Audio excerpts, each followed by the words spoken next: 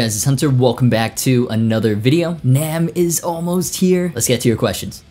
Have you seen the new Modern Flying V from Gibson? Thoughts? Yeah, Gibson is calling this a total redesign of the Flying V model, but I can't help but feel like I've seen this shape somewhere before. Oh yeah, I have seen this shape before. Personally, I think it's pretty ugly. It's a shape that belongs on a Starfleet uniform and a Starfleet uniform alone, but then again, I've never really been into V-shaped guitars. So V fans, what do you think? As a Les Paul guy, I know the feels for when someone messes with the shape. It can either be, oh, that's an awesome take on the single cut shape, or an, oh God, what have you done kind of a reaction. So I'd love to hear from the people who are passionate about their Vs. What's your take on this modern V, and is that reaction governed by the fact that this is Gibson? Like if PRS, for example, came out with this V, would your reaction still be the same? Let me know in those comments, I'm really curious. Thoughts on the Fender Parallel Universe stuff? Oh, I love a little bit of pre-NAMM leakage. That sounded really weird, but whatever. Personally, I love the name and the concept of the series. So Fender's guitars individually all have very iconic looks in terms of body shape, in terms of control and pickup layouts. For the most part, a Strat looks like a Strat, a Tele looks like a Tele, a Jazzmaster like a Jazzmaster, etc. So what they've done with the Parallel Universe is mix and match layouts and body shapes like what would a Strat look like in another universe. What about a Tele?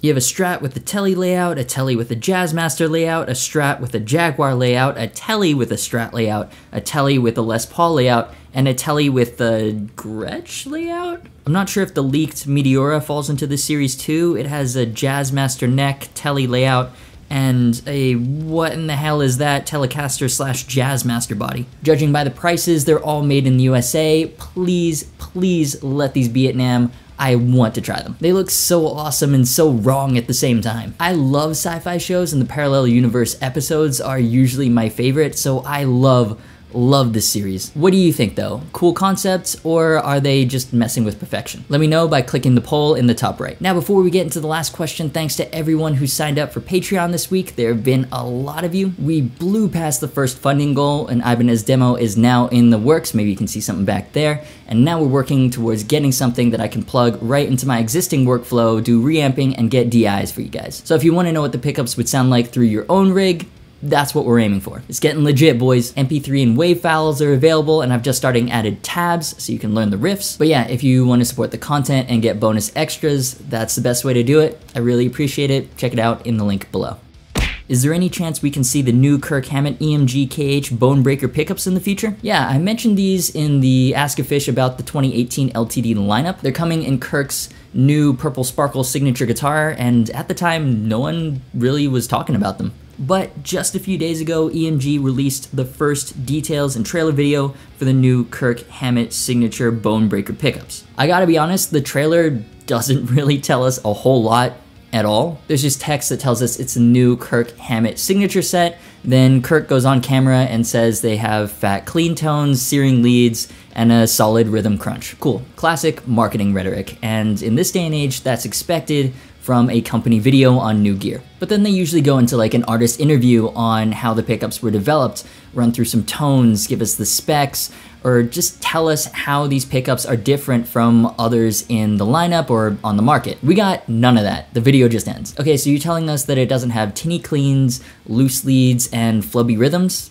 I mean, that's good, it's a metal pickup, but anything else? Tell us more. You know, I guess this would make sense if it was one of those teaser videos like coming soon, but this video ends with now available at EMG. Buy them now. It's like, what? I can't use this video to make an informed decision. So I really don't know enough to say anything about these pickups. From the website, we're told the set has slight preamp adjustments. The neck comes with an Alnico 5 magnet and the bridge comes with a ceramic magnet. Honestly, it just sounds like a tweaked 8185 set with green EMG logos. So I don't know, I'm not really pumped, I'm still a little skeptical. I will try to test them out because it's EMG and Metallica and I love both those things, but at this point, I'm not really expecting my mind to be blown. Is that a little too harsh to say at this stage? My gut feeling says that they won't stray too far from the pickups Metallica's been using for the last 30 years, but that's all speculation. I don't know anything for sure. I'll talk to EMG at NAMM, see if I can get a better idea, see if I can try them out in person. For those interested, I'll leave a link to the EMG video in the cards.